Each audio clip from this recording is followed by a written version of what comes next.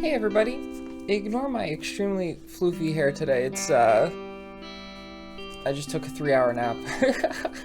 So it's nice and levitating. And also I just got a haircut, so it's also just a little bit springier. Anyways, today let's talk about my awful stomach. I can barely eat anything.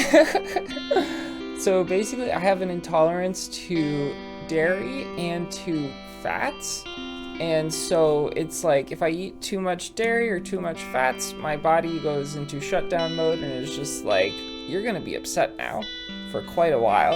And so yeah, like for instance today my body was just upset all day long because yesterday I had a bag of potato chips and it's very upsetting. Let me think of a fun story to tell. Yes, so I don't know. Okay, so basically growing up I was always called a picky eater, and it turns out that pretty much everything that I didn't like fit into two categories. One of them was it made me throw up, or two, it made my stomach upset. So things that made me throw up were things like eggs and spinach, and so I got an aversion to just eating a pure egg, and also eating any leafy green. Like I love romaine, iceberg, the crunchy ones like little jam, and all the so I eat most forms of lettuce, but things like arugula, kale, and spinach, like I don't know why my body just could not do it, and I just can't. Ever since I tried it the first time and threw up, and I was like, okay, well that's that.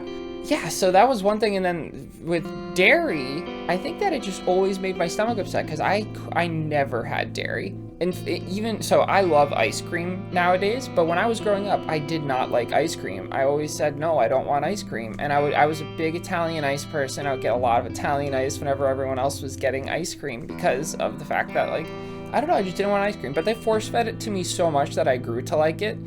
And so that's why I like it nowadays. Pizza and ice cream. So one time in college, I won a pizza party kind of thing with my housemates from the school, and so they just give us 8 pies of pizza, but meanwhile we didn't have that many friends, so after 2 pies were eaten, that was enough for everyone that we invited to the pizza party. And so we just had 6 pies left over of pizza in the fridge, and I ate it over the course of 2 months, which is totally not good for you. Probably was on the border of going bad. We had froze it and would thaw it and stuff like that, but so much pizza, and that's all I ate, which is a different sad story for why that is the case, but we won't get into that right now. And then so one time, this is a year after the pizza thing, which by the way was so upsetting to my stomach.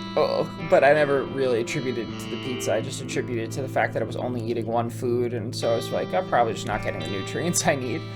And so then one day this was my senior year of college, I had a 10-page essay to write, and it was my last ever paper I had to write for school, and I ate a gallon of ice cream.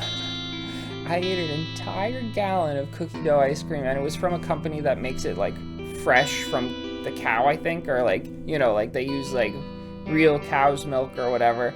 And so it absolutely wrecked me, and I was sick. I was so sick, but I got through the essay, and that was the important part, right? I think after that is when the intolerance kind of kicked it up a notch, and it was I could even if off a little dairy, I started being unable to really handle it super well. And so a couple years later, I finally was every time I eat pizza, I don't feel good. And so I went to a doctor, and they were like, well, you should try cutting out dairy, and I did, and I was like, well, that fucking sucks, that I can't have pizza or ice cream anymore. And, thankfully lactate exists. But the other thing they found was that I have an intolerance to fats, which is probably a worse thing. It means that every time I eat red meat, I get a little upset in my stomach. Not all red meat, but just a lot of it. Every time I get a burger, because of all the grease and stuff, every time I have French fries, I have a little bit of an issue. But I won't give up French fries, I just deal with it, because the fat intolerance isn't as bad as the other one, but some things are super, super fatty. I can't get a slice of pizza at a pizza joint, because they have the dripping oil off the bottom. Yeah, I can't have that anymore, but I can still eat pizza. I just discovered I can still eat pizza from more lean pizza places, or if I just make one myself, I don't know where the oil comes from in the ones that they have there. Because like when I make a pizza myself, it's not dripping with oil at all. And yeah, so I don't know. It's kind of just weird that theirs are dripping, but that's what it is. So I just don't go out for pizza anymore, really. Except to places that make it a little bit more lean for some reason. And so then the third category of things that I can't eat are things that, well, actually, let me rephrase. I love fruits. But a lot of people don't think I do because I never eat them. But I really like firm fruits like apples and like slightly underripe pears. I just don't like overripe pears. Once they get soft, it's not for me anymore. And the thing about apples is that they used to make my lips bleed. Whenever I would bite into an apple, like my lips would start bleeding. And I just thought that was normal from the acidity of an apple. And then one day someone's like, no, that's not normal. You're probably allergic to them. And I was like, oh.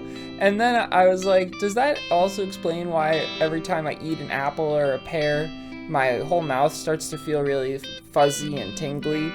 And they were like, oh yeah, that's... And so I have a mild allergy to a lot of different fruits, but I love them so much, so I just eat them anyways. So I think that's all of the foods that I can't eat, and that's most of them. So what I end up doing instead is just eating a ton of bread, and I have so many stories about bread, which I should tell in another story day. But yeah, that's the story for this week. See you next week. Bye!